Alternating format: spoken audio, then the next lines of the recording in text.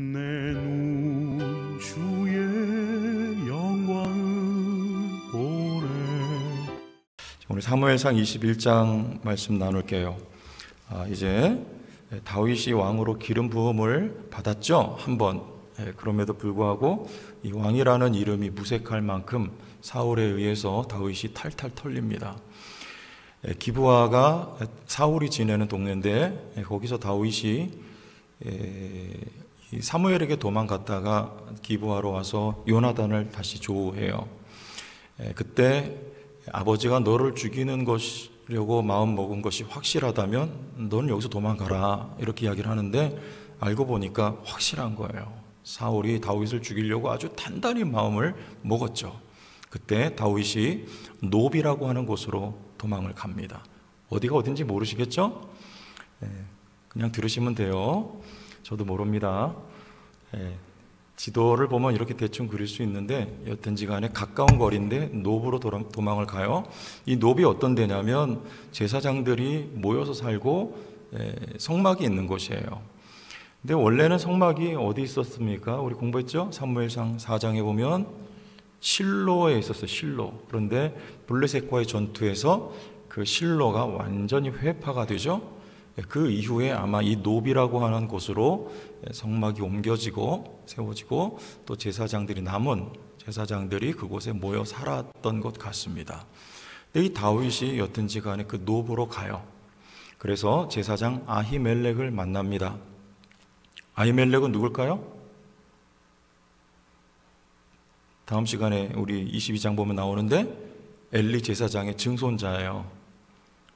그래서 그 엘리 제사장 때 내려졌던 그 저주 때문에 이 아히멜렉과 제사장 85인이 학살을 당하게 됩니다. 하나님의 약속이란 뭐라고 저주하셨던 그 내용이 그대로 임해요. 참 무서운 거죠. 오늘은 그 논해로 하고 여튼지 간에 그곳이 노비입니다. 그런데 이 다윗이 너무나 급하게 도망을 했어요. 오늘 말씀해 보면 먹을 것 제대로 이렇게 체배를 갖추지 않고 화급하게 도망을 치는 바람에 먹을 게 없었어요. 배가 고픕니다. 그리고 알고 보니까 자기 신변을 보호할 수 있는 어떤 무기도 가지고 있지 않았던 것이죠. 그래서 이 아히멜렉에게 먹을 것을 요청을 하고 원래는 제사장만 먹을 수 있는 진설병, 하나님 앞에 드렸던 12개의 떡덩이에요. 이건 이스라엘 백성 12지파를 상징하는 것이고 오늘날 이 시대에 우리 그리스도인들 이스라엘을 상징하는 것이기도 합니다. 근데 그 드렸다가 물려낸 그 떡을 다윗에게 줘. 원래 이거 주면 안 되는 거죠. 그러나 우리 마태복음 말씀해 보면 예수님께서도 그 내용을 인정하셨어요. 그래서 다윗이 떡을 얻어서 음식을 먹을 수 있게 되고 또 두 번째 칼을 달라 하니까 누구의 칼을 줍니까? 골리앗을 죽이고 빼앗아 두었던 그 칼이 이 성소에 있었던 거예요. 그 골리앗에게 빼앗던 칼을 다윗에게 주죠. 그래서 그것을 기쁘게 받아가지고 이제 다음 행선지로 가게 됩니다. 자, 그 다음에 어디로 가요? 우리 읽지는 않았는데 가드라고 하는 블레셋 진영으로 다윗이 가면 10절 이하에 나와요. 자, 그 가드에 가서는 여러분 어떤 일을 당합니까? 왜 블레셋 진영으로 갔을까요? 적진으로 가면 안전하니까. 그곳에는 사울이 쫓아올 수가 없는 곳입니다. 블레셋 진영이기 때문에. 그래서 그곳으로 가요. 골리앗을 쓰러뜨린 지 약 2년에서 3년이 지났습니다. 그래서 다윗의 계산은 아마 이 정도 되면 나를 잊어버렸겠지 하고 가는데 아불사, 그때 이 아기스의 신하들이 다윗을 알아봐요. 쟤 다윗이다. 그러자 두려운 마음을 가지고 그때 다윗이 자기를 변신시켜요. 무엇으로요? 미친 채 합니다. 그리고 문에 손으로 그적거리면서 미친놈처럼, 그리고 수염에 침을 흘리면서 미친 채를 하고 아기스가 우리나라에 미친 자가 없어서 여기 미친 자 하나 더 했느냐 하고 다윗을 내쳐버려요. 그런데 여러분, 성경은 신기하게도 오늘 말씀해 보면 이 다윗을 아주 집요하게 그럼에도 불구하고 너는 왕이다 이렇게 말을 해요. 직접 너는 왕이다가 아닌데 여러 가지 정황과 증거를 보면 다윗은 왕이다. 오늘 이 21장에 22장에 그 내용 이야기하고 있어요. 여전히. 우리 한번 보시죠. 22장 5절을 보세요. 22장 5절. 누가 나옵니까? 선지자 갓이 나와요. 갓이 다윗에게, 이 다윗이 아둘람 굴로 도망갔다가 그리고 모압으로 도망을 가요. 모압은 왜 갑니까? 아주 거리가 멀어요. 아둘람 굴은 이 서쪽이고 사해 바다 밑으로 해서 모압 땅으로 가요. 아버지의 할머니가 누구예요? 모압 여인이잖아요. 룻. 나오미, 룻. 그래서 그 모압 땅으로 도망을 가는 거예요. 그때 선지자 갓이 다윗에게 나타나서 말을 하는데, 여러분, 선지자는 누구에게 말씀을 전합니까? 직접? 항상 왕이 있으면 그 왕이 하나님의 말씀대로 가는지 안 가는지를 살펴서 그 왕에게 말씀을 전하는 사람이 선지자예요. 선지자가 다윗에게 지금 말씀을 전한다는 건 다윗이 왕이라는 뜻입니다. 사울에게는 더 이상 하나님의 말씀이 전해지지를 않습니다. 28장 6절 보면 사울이 여호와께 묻자오되, 누가요? 사울이 물어요. 여호와께서 꿈으로도 우림으로도 선지자로도 그에게 대답하지 아니하셨다. 이게 무슨 말이에요? 사울은 이제 왕이 아니라는 말이에요. 다윗에게 선지자를 통해서 하나님 말씀하시는데 다윗이 왕이다, 그 얘기죠. 제사장도 누구에게 남습니까? 사울은 다윗을 도왔다는 이유로 다음 장 넘어가면 아히멜렉과 85인을 죽여요. 사울에겐 더 이상 제사장이 남아있지 않게 됩니다. 그런데 한 사람이 다윗에게 갑니다. 우리 22장 20절 23절 보겠습니다. 앞에 화면 보여주실 거예요. 자, 20절 22장. 아히두베의 아들 아히멜렉의 아들 중 하나가 피하였으니, 한 사람이 피해요. 85명이 죽는데 그게 누구냐면 아비아달이에요. 그의 이름은 아비아달이라. 그가 도망하여 다윗에게 가서 사울이 여호와의 제사장들 죽인 일을 다윗에게 알림해 다윗이 아비아달에게 이르되, 그날에 에돔 사람 도액이 거기 있기로 그가 반드시 사울에게 말할 줄 내가 알았노라. 내 아버지 집에 모든 사람 죽은 것이 나의 탓이로다. 다윗이 그렇게 말하는 거예요. 다윗이 가서 약간 거짓말했어요. 사울이 보냈다고. 떡 달라 칼 달라 해서 받았거든요. 그런데 사울이 다윗을 도왔다고 하여서 아히멜렉을 죽일 85명을 다 죽여버리는 거예요. 나의 탓이라 다윗이 그러면서, 두려워하지 말고 누구에게 있으라? 내게 있으라. 내 생명을 찾는 자가 내 생명도 찾는 자니 내가 나와 함께 있으면 안전하리라 하니라. 사울에겐 제사장이 남아있지 않게 됩니다. 다윗에게는 제사장이 함께 하는 거예요. 누가 왕입니까? 다윗이 왕이라는 거예요. 다윗이. 한 가지만 더 볼게요. 심지어는 대적도 다윗을 왕이라고 합니다. 우리 21장 11절 보겠습니다. 21장 11절. 아기스의 신하들이 아기스에게 말하되, 이는 그 땅의 왕 다윗이 아니니까. 블레셋 신하들도 다윗을 보고 왕 아닙니까? 이 사람 왕입니다. 예? 여인들이 무리가 춤추며 이 사람의 일을 노래하여 이르되, 사울이 죽인 자는 천천히요 다윗은 만만이로다 하지 아니하였나이까.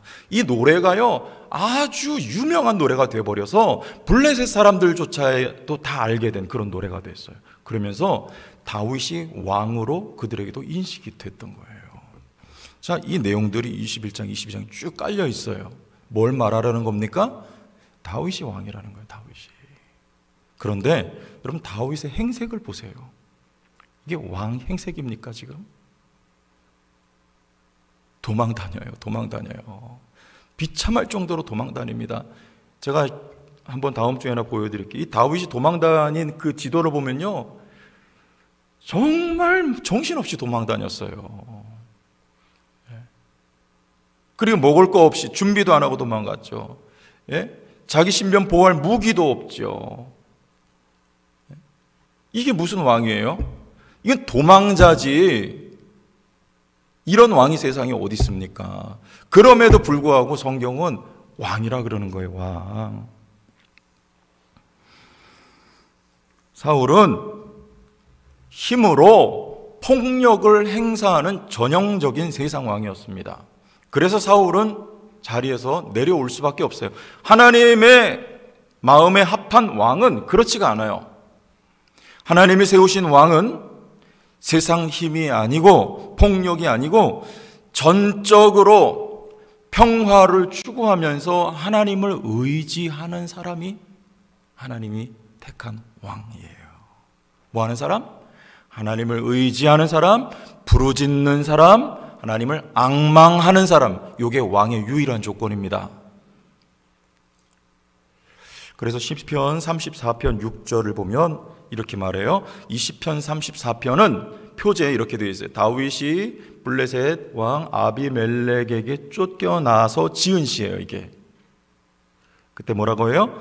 이 곤고한 자가 뭐하며?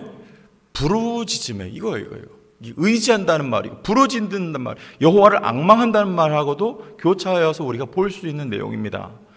부르짖음에 여호와께서 뭐 하시고? 들으시고 그의 모든 환난에서 구원하셨도다. 누가 부르짖습니까? 곤고한 자가 부르짖는 거예요. 이게 왕입니다. 우리가 언제 부르짖을까요? 곤고하지 않으면 부르짖습니까? 여러분, 우리 이 신앙생활 하면서도 주여, 주여 언제 그래요? 심령이 곤고할 때 주여. 누가 주여 그러셨어요? 곤고하신가 봐요? 이렇게 나오잖아요? 누구나 다 그렇습니다. 곤고할 때 여호와를 부르짖음에. 다윗이 왜 이 모양입니까? 왕인데.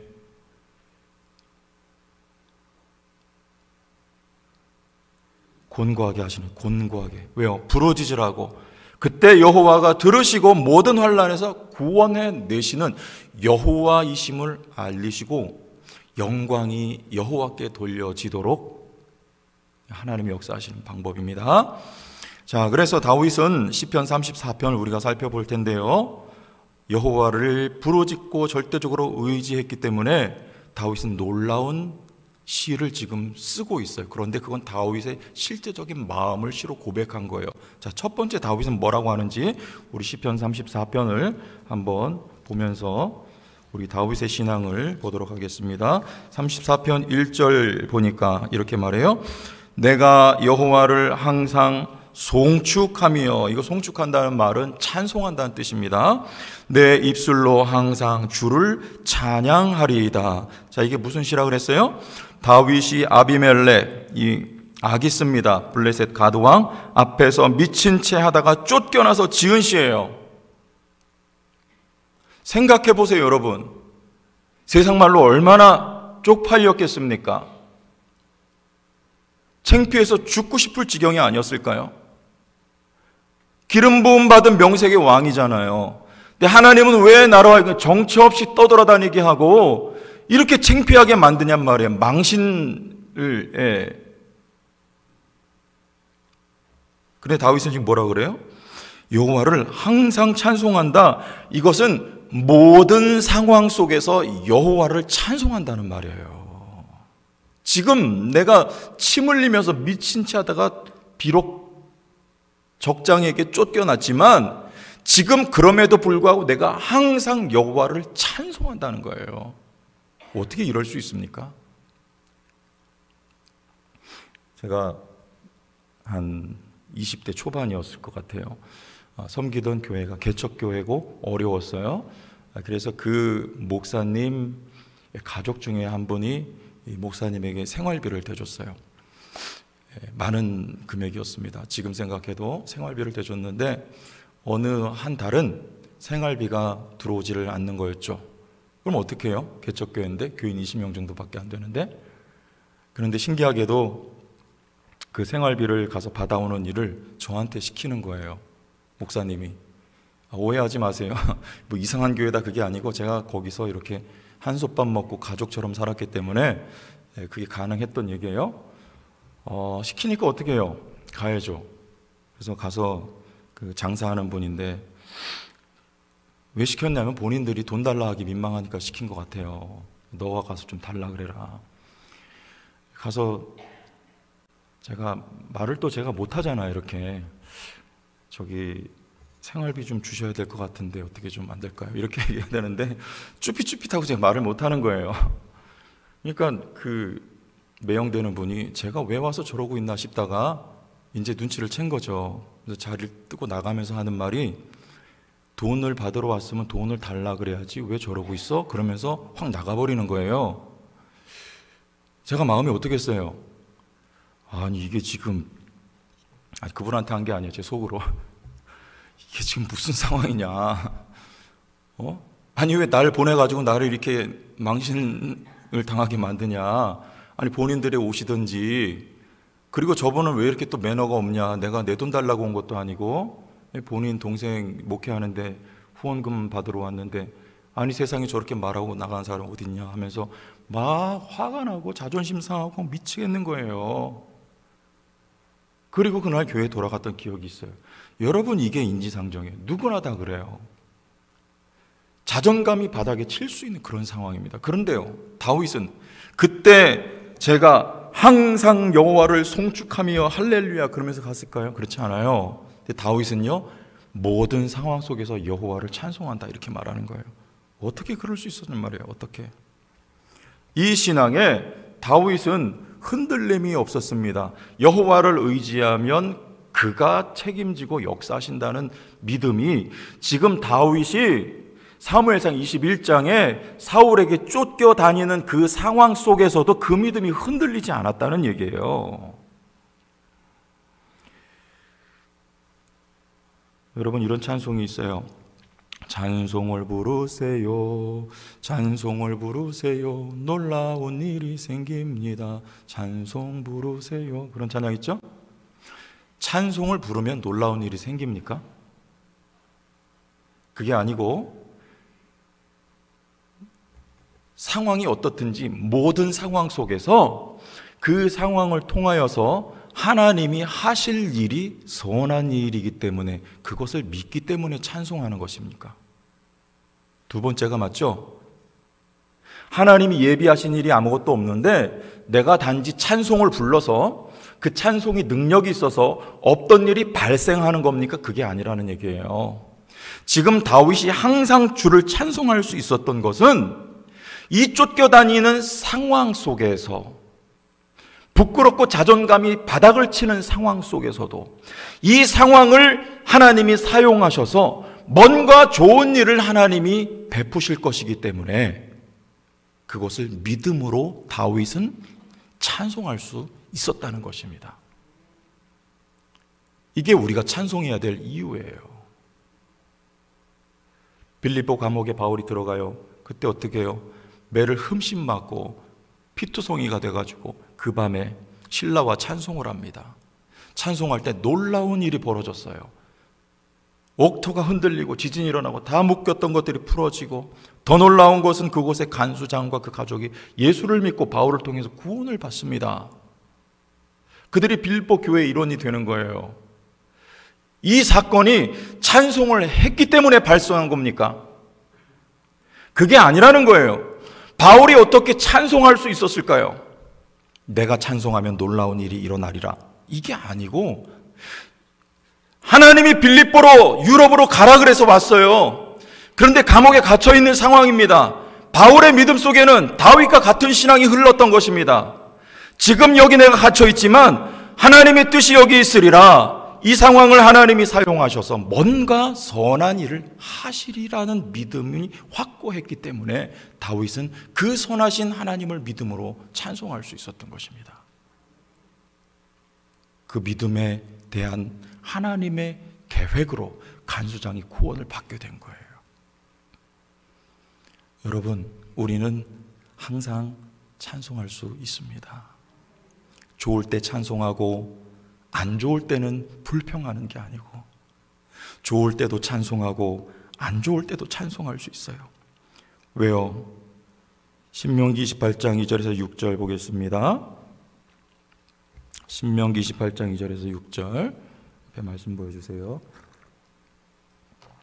내가 내 하나님 여호와의 말씀을 청종하면 이 모든 복이 내게 임하며 내게 이르리니 같이 읽어 시작. 성읍에서도 복을 받고 들에서도 복을 받을 것이며 내 몸의 자녀와 내 토지의 소산과 내 짐승의 새끼와 소와 양의 새끼가 복을 받을 것이며 내 광주리와 떡반죽 그릇이 복을 받을 것이며 내가 들어와도 복을 받고 나가도 복을 받을 것이니라. 아멘. 어떤 상황이 펼쳐져도 들어와도 나가도 성읍에서도 들에서도 집이 있으나 집이 없으나 돈이 있으나 돈이 없으나 하나님을 왕으로 경외하는, 하나님을 의지하고 바라보고 부르짖고 하나님을 앙망하는 자녀들에게는 모든 것이 다 복이 되게끔 하나님이 주권하신단 말입니다. 그것을 믿기 때문에 지금 내가 처한 상황 속에서도 그 하나님을 인하여 다윗처럼 항상 주를 찬송할 수 있다고 말하는 거예요. 오늘 찬송합시다. 높은 산이 어디 가요? 거친 들이 초막이나 궁궐이나 우리 하나님 때문에 찬송할 수 있는 거예요. 그 어디나 하늘나라인 거예요. 사무엘하 23장 1절 말씀 볼게요. 그는 이스라엘의 노래 잘하는 자, 이게 다윗의 마지막 말이라고 표제가 달려 있어요. 마지막 때, 인생의 마지막 때에 다윗은요, 노래 잘하는 자, 여기서 잘이라고 하는 말은 달콤하게, 그런 말이야. 스위트, 달콤한 노래를, 우리는 언제 달콤한 노래를 할 수 있을까요? 하나님을 향하여 경험치가 있어야 돼요. 경험. 다윗은 인생 말년에 하나님의 은혜를 생각하여 보니 앞서 말씀드렸듯이 모든 것이 다 하나님의 복이었단 말입니다. 그래서 그 하나님을 생각하니까 달콤한 노래를 부를 수밖에 없는 거예요. 하나님이 너무 좋아요. 꿀보다, 꿀송이보다 하나님의 말씀이 좋고 하나님이 좋았어요. 그래서 그는 시편에 달콤한 노래를 부를 수가 있었던 것입니다. 여러분 지내보니까 하나님 좋지 않습니까? 다윗처럼 여러분 달콤한 노래 우리 합시다. 여러분 상황이 형편 힘들고 어려워도 여러분 찬송할 수 있어요. 성경은 말해요. 네가 왕이야. 네가 복 받았어. 네가 하나님 사랑하는 백성이야. 그런데 우리 현실은요, 이따 나올 거예요. 그럼에도 불구하고. 두 번째, 다윗은 부족한 것이 없었음을 고백합니다. 9절과 10절, 34편 9절과 10절, 우리 오늘 앞에 읽어드렸던 말씀이에요. 9절과 10절, 너희 성도들아 여호와를 경외하라. 그를 경외하는 자에게는 부족함이 없도다. 10절 시작. 사자는 궁핍하여 줄일지라도 여호와를 찾는 자는 모든 좋은 것에 부족함이 없으리로다. 아멘. 이게 지금 미친 채 하다가 쫓겨나서 지은 시라니까요. 이 다윗의 고백, 다윗 신앙이에요. 여호와를 의지하고 여호와를 찾고 여호와를 앙망하는 자에겐 부족한 것이 없다. 배가 고픕니다. 그러나 줄 수 없는 떡, 먹어서는 안 될 떡도 하나님이 허락을 하시는 거예요. 진설병을요. 채워주세요. 신변을 보호할 칼이 없었습니다. 그러나 때마침 골리앗의 칼이 그곳에 있었어요. 그것이 다윗의 손에 주어지는 거예요. 얼마나 자신감이 충전했을까요? 내가 골리앗을 쓰러뜨렸던 그 칼이 다시 내 손에 들어왔을 때. 가는 곳마다 하나님이 예비하심이 있었어요. 하나님이 지키심과 보호하심과 인도하심이 있었단 말입니다. 선지자를 통하여 다윗이 갈 바를 하나님이 알려주셨습니다. 그래서 다윗은 말해요. 시편 23편에 여호와는 나의 목자시니 내게 부족함이 없으리로다. 심지어는 내가 사망의 음침한 골짜기로 다닐지라도 그가 지팡이와 막대기로 나를 안위하여 주시나이다. 다윗은 이렇게 말하는 거예요. 여호와를 사랑하는 자 부족한 것이 없다. 부족한 것이 없다. 엘리야 시대에 3년 반 흉년이 들었어요. 3년 반 흉년이 들었지만 하나님의 사람에겐 부족한 것이 없습니다. 그리 시냇가에서 물을 마시게 하고 까마귀를 통해서 먹을 것을 공급하시고 사르밧 과부에게 인도하셔서 먹을 것을 공개받게 하시고, 또 이세벨 때문에 탈진하여서 호렙으로 도망할 때도 천사를 통해서 구운 떡과 물 한 병을 통해서 힘을 얻어 일어서서 걸어갈 수 있도록 하나님이 책임져 주시는, 누구를요? 광야로 누가 내보냈습니까? 누가 추격당하게 했습니까? 미친 채 할 수밖에 없도록 누가 상황을 만들었습니까? 하나님이 하셨잖아요. 지금 여러분이 겪고 있는 것은 하나님이 주권자 아닙니까? 하나님이 하고 계신 일이고 하나님이 이끌고 계신 여러분의 길임을 믿으십니까? 그러면 하나님이 책임지신단 말이에요. 엘리야를 하나님이 선택하여 뽑아 불렀어요. 3년만 흉년이 들도록 하나님이 그를 통해 말씀을 선포했습니다. 하나님이 그의 사역을 책임지기 위하여 그의 환경을, 그의 먹을 것을, 그의 안보를 하나님이 책임지신단 말이에요. 그러므로 하나님은 부족한 것이 없어요. 저를 주의 종으로 부른 분은 제가 선택한 게 아니에요. 하나님이셨어요. 그러므로 저는 믿습니다. 부족한 것이 없어요. 필요한 것에 부족함이 자랑이 아니에요. 여러분 이야기입니다. 교회를 받들어 섬길 영역에 부족한 것이 없을 줄 저는 믿습니다. 앞으로 살아가는데 모든 필요한 것을 하나님이 책임지실 줄로 믿습니다. 여러분 개인에게 적용하세요. 똑같아요. 목사라서, 장로님이라서, 권사라서 하나님, 성도요, 성령 받은 하나님의 사람들은 동일하게 하나님이 책임져 주실 줄로 믿으시기 바랍니다. 그래서 성령 주신 거예요. 책임지는 내 백성이란 말입니다. 그래서 다윗은 말해요. 부족한 것이 없다. 지금 쫓겨난 처진데도 부족한 것이 없다. 세 번째, 다윗은 승리를 외쳐요. 승리. 34장 19절 20절을 보겠습니다. 시편 34장 19절 20절. 의인은 고난이 많으나 여호와께서 그의 모든 고난에서 건지시는도다. 20절 시작.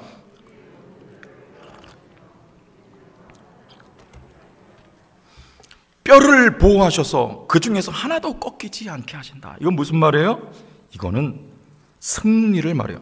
성경에서 뼈가 흩어지거나 꺾인다는 것은 완전한 패배를 말하는 거예요. 자, 우리 증거로 시편 53편 5절.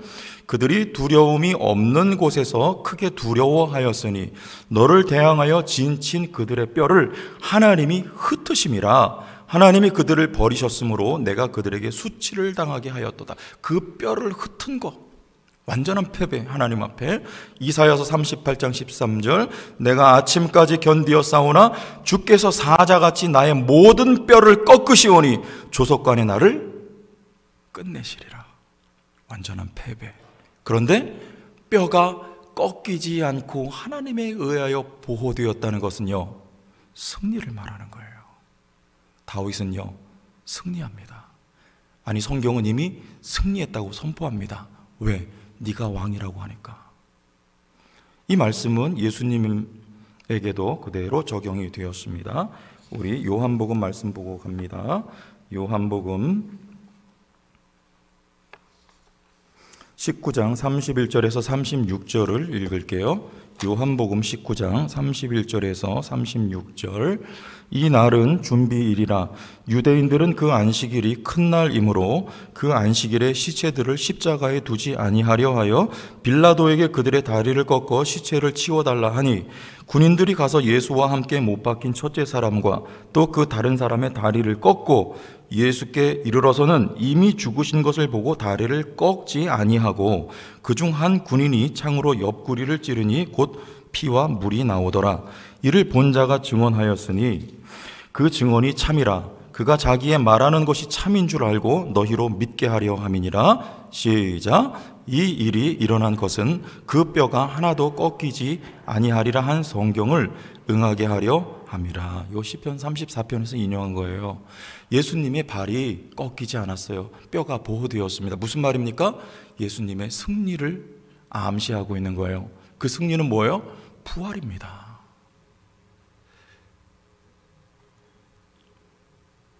예수님처럼 수치를 당한 사람, 다윗의 수치가 예수님의 수치에 비교할 수 있겠습니까? 수모와 부끄러움과 창피와 수치를 당하신 예수님이에요. 그러나 하나님은 그를 부활 승천하게 하셔. 하나님은 예수 그리스도로 승리하게 하실 것을 이렇게 말씀하고 있는 거예요. 여러분, 중요한 건 여러분의 승리입니다. 빌립보서 2장 11절에 모든 입으로 예수 그리스도를 주라 시인하여 하나님 아버지께 영광을 돌리게 하셨느니라. 하나님은 결국 승리하게 하십니다. 하나님은 여러분을 승리하게 하실 줄 믿으시길 바랍니다. 지금 어렵고 힘들어도요, 때로는 다윗처럼 부끄러운 수치를 당하는 그런 삶을 지금 살고 있다 하여도 중요한 건 하나님은 승리하게 하셔요. 여러분, 승리를 뭐라고 생각하십니까? 하나님의 뜻을 이루는 도구로 살아가는 게 승리하는 거예요. 우리는 승리를 어떤 나의 목표를 그릴 수가 있어요. 그거 아닙니다. 하나님 앞에 꼭 붙들려서 하나님의 뜻대로, 뜻바라기, 하나님이 원하시는 대로 이제 수종들며 살겠습니다. 요 자리로 나가는 게 승리하는 거예요. 다윗이 그렇게 됐어요. 그게 승리예요. 하나님이 그를 높여 쓰시는 것입니다. 승리하는 여러분들 다 되시길 바랍니다. 승리합니다. 자, 말씀 마무리합니다. 우리 신앙생활하면서 우리가 많이 헷갈리는 게 바로 요 점입니다. 하나님의 약속과 현실 사이의 갭이에요. 하나님은 다윗에게 이미 기름 부었어요. 그를 왕으로 세웠습니다. 그리고 계속 왕이라고 선포하고 있는 거예요. 그런데 현실은요, 전혀 왕이 아닌 거죠, 모습은. 이거 왜 그래요? 하나님은 선포해놓고 그 선포에 합당한 사람 연습시켜서, 뭘 시켜서? 연습시켜서 만들어서 세워 쓰시는 거예요. 요거 이해해야 됩니다. 하나님은 아브라함에게 아브라함 먼저 선포해요. 열국의 아비. 그는 열국의 아비에 아직 전혀 합당하지가 않습니다. 이삭을 낳기까지 25년이라는 시간 동안에 하나님은 그를 연습시키는 거예요. 이 갭이 있는 거예요. 아들도 없는데 무슨 열국의 아비입니까? 아무리 기다려도 아들이 생기질 않아요. 그래서 내가 아들을 낳아버리는 거예요. 이게 무슨 열국의 아비입니까? 그러나 아브라함으로 하여금 실로 열국의 아비가 될 만한 믿음을 갖추게 하여서 22장에 아들을 드리잖아요. 하나님 앞에. 부활신앙입니다. 하나님이 다시 살릴 것을 믿는 거예요. 하나님이 약속하셨기 때문에 그 약속을 믿는 믿음이 아브라함에게 생긴 것입니다. 그때가 될 때까지 하나님은 아브라함을 연습시키고 또 연습시키는 거예요. 다윗 마찬가지입니다. 왕으로 선포했어요. 그러나 아직 그는 연약해요. 왕으로 든든히 세워지기까지 하나님은 때로는 광야에서, 때로는 도망자로 밀면서, 때로는 블레셋의 진영에 가서 그를 왕 되게끔, 어떤 왕이요? 곤고함 속에서, 환난 속에서 하나님을 향하여 부르짖고 하나님을 의지하는 이스라엘의 왕으로 하나님이 세우시기 위하여서 다윗을 연습시키고 있는 현장이란 말이에요. 그럼에도 불구하고 때때로 다윗이 왕이 된 다음에 사울의 모습이 나오잖아요. 언제? 밧세바 폭력으로, 힘으로 여인을 취할 뿐만 아니라 그 힘, 폭력으로 우리아를 죽여버리지 않습니까? 그렇게 연단받고 훈련받았음에도 불구하고 사울의 모습이 나오는 거예요. 하나님은 여러분으로 넘어질 때가 있으나 하나님의 때가 되어서는요, 다시 넘어지지 아니하고 든든하게 서서 하나님의 뜻받들어 수행하는 하나님의 도구 만들기 위하여서 하나님은 긴 시간 갭을 두시고 우리를 연습시키시는 거예요. 하나님 베드로에게 반석이라 먼저 선포하세요.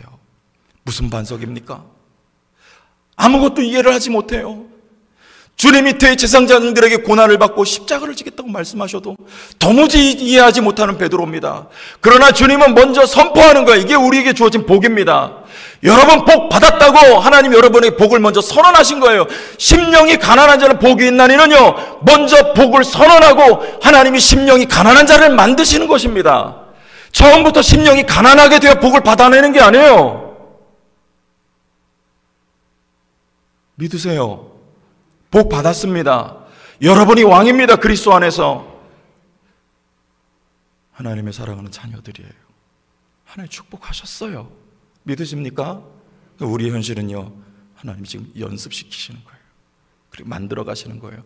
선포하시고 선언하신 그 약속의 말씀대로 여러분을 지금 만들어 세워가고 있음을 믿으시기를 주의 이름으로 축원합니다.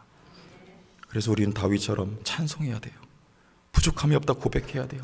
승리하게 하심을 믿으면서 나갈 수 있길 바랍니다. 주의 영광 이곳에 가득해 우린